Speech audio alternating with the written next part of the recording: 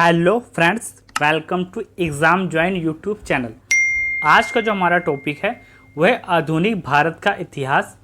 जो हमारी सीरीज चल रही है उसका ये अगला टॉपिक है, जिसमें आज हम कवर करने जा रहे हैं लॉर्ड डलहौजी की हड़प नीति। काफ़ी इंपॉर्टेंट टॉपिक है। हड़प नीति से एग्ज़ाम में क्वेश्चन बनते हैं। तो चलिए फिर स्टार्ट करते हैं। लॉर्ड डलहौजी 1848 से 1856 तक इसकी हड़प नीति को देखेंगे कि इसने कैसे कैसे भारत में धीरे धीरे अपने साम्राज्य का विस्तार किया। तो स्टार्ट करते हैं।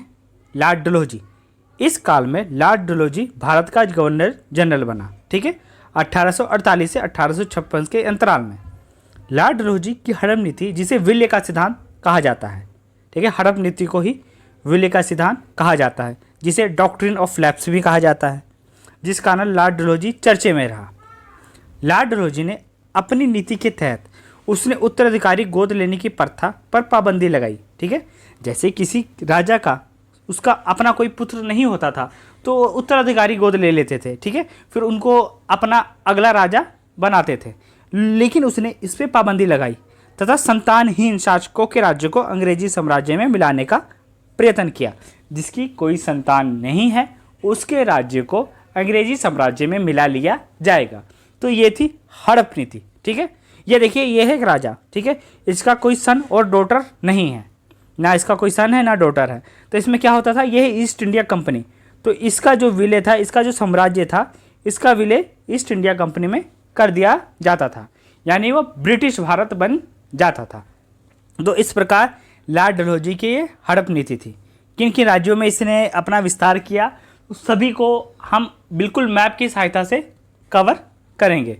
इसने इनको कुछ श्रेणियों में भी बांटा था, उसको हम अब आगे देखते हैं। तो देखिए, सबसे पहले डलहौजी ने भारतीय राज्यों को 3 चरणों में विभाजित किया। प्रथम श्रेणी की रियासतें। प्रथम श्रेणी की रियासतें देखिए कैसे कैसे थी। ये रियासतें जो कभी भी ब्रिटिश शासन के अधीन नहीं थी और ना ही वो कर देती थी, ऐसी रियासतों पर गोद लेने के लिए कोई हस्तक्षेप नहीं था। ये प्रथम श्रेणी की रियासतें थी, यानी इसमें जो ब्रिटिश का इंटरफेयर था बिल्कुल भी नहीं था, इनका कोई हस्तक्षेप था ही नहीं। वो अपने हिसाब से रियासतें गोद ले सकती थी। द्वितीय श्रेणी की रियासतें कौन कौन सी थी? ये रियासतें जो मुगल सम्राट या पेशवा के अधीन थी और उन्हें कर देती थी, यानी ब्रिटिश को ये कर देती थी, परंतु वो अंग्रेजों के अधीन थी। ठीक है, उत्तराधिकारी गोद लेने से पहले इन्हें सरकार की सहमति लेनी पड़ती थी। तो ये थी द्वितीय श्रेणी की रियासतें। इसमें उत्तराधिकारी गोद ले सकते थे, लेकिन ये था कि इसमें अंग्रेजों की यानी ब्रिटिश ईस्ट इंडिया कंपनी की स्वीकृति चाहिए। प्रथम में क्या था, कोई इंटरफेयर था ही नहीं ब्रिटिश का। तृतीय श्रेणी की रियासतें, ऐसी राज्य के शासकों के उत्तराधिकारी को गोद लेने पर पूर्ण प्रतिबंध लगा दिया गया था कि ये रियासतें बिल्कुल भी कोई भी उत्तराधिकारी गोद नहीं लेंगी। तो अब हम देखते हैं आगे 3 श्रेणियों के बाद हड़प नीति के शिकार कौन कौन से हुए। सबसे पहले देखिए सतारा। सबसे पहले हड़प नीति का शिकार सतारा हुआ 1849 में। उसके बाद बुंदेलखंड 1849 में बुंदेलखंड हुआ। उसके बाद बाघाट 1850 में, तो ये हुआ। उसके बाद उदयपुर 1852 में, ये हड़प नीति का शिकार हुआ। झांसी 1853 में। उसके बाद नागपुर 1854 में, फिर करौली 1855 में, और सबसे आखिरी में अवध हड़प नीति का शिकार हुआ था 1856 ईस्वी में। तो ये प्रमुख राज्य हैं जो हड़प नीति के शिकार हुए और धीरे धीरे यहाँ पे ब्रिटिश ने अपना शासन शुरू किया। इन सभी राज्यों को हम मैप की सहायता से अच्छे से देखने वाले हैं कि कौन कौन से कारण रहे और इसका क्या क्या प्रभाव हुआ। तो देखते हैं। सबसे पहले हड़प नीति सतारा। ठीक है, ये महाराष्ट्र के पास में है। ये देखिए, हड़प नीति सतारा महाराष्ट्र के पास में है। ये 1849 में। कारण, शाहू जी की मृत्यु के बाद कोई प्राकृतिक वारिस नहीं था, इनका कोई अपना रियल वारिस नहीं था। सन 1849 में ये हड़प नीति का शिकार हुआ। परिणाम क्या हुआ? ब्रिटिश ने हड़प लिया और सीधे अपने प्रशासन के अधीन कर लिया। सीधा ब्रिटिश का रूल हो गया इस पे। विशेष क्या था, 17 से हड़प नीति की शुरुआत मानी जाती है। ये विशेषता की शुरुआत जो हुई वो 17 से हुई। आगे है देखते हैं अगला, हड़प नीति बुंदेलखंड 1849 में। 1849 में जेतपुर रियासत पर इस सिद्धांत का प्रयोग किया गया।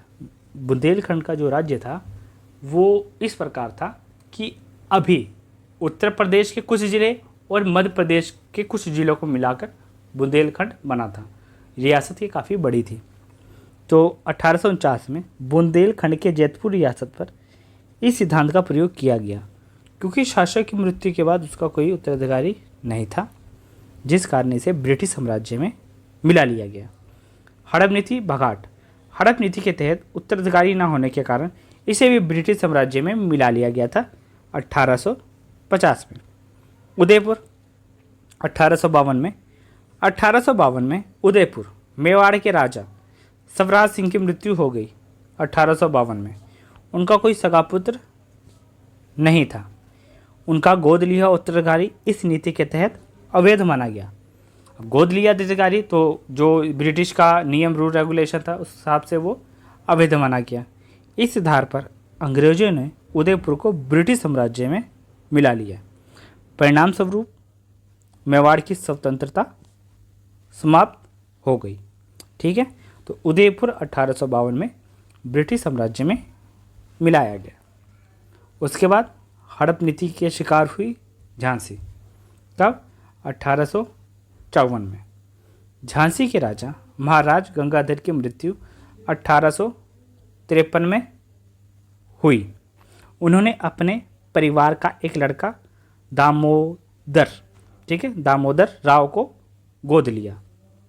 ब्रिटिश ने दामोदर राव को कानूनी उत्तराधिकारी मानने से इनकार कर दिया। 1854 में झांसी को अंग्रेजी साम्राज्य में मिला लिया गया। रानी लक्ष्मीबाई को पेंशन दी गई और उसे किले से बाहर कर दिया गया। रानी लक्ष्मीबाई के व्यक्तिगत आक्रोश और जनता के सहयोग से 1857 का विद्रोह हुआ। 1857 के विद्रोह को हम अच्छे से कवर करेंगे आगे। उससे पहले ये बता दूं, 1857 के जो विद्रोह का प्रमुख कारण था, इनकी कुछ ऐसी नीतियां ही थी जिस कारण 1857 का विद्रोह हुआ। हड़प नीति उसमें कुछ प्रमुख थी। ठीक है, सहायक संधि भी हमने किया था, ठीक है, इससे पहले। तो इनकी नीतियाँ कुछ इस प्रकार थी जिस कारण ये एक विद्रोह हुआ 1857 में जाकर। लोगों में एक आक्रोश था। हम देखते हैं आगे।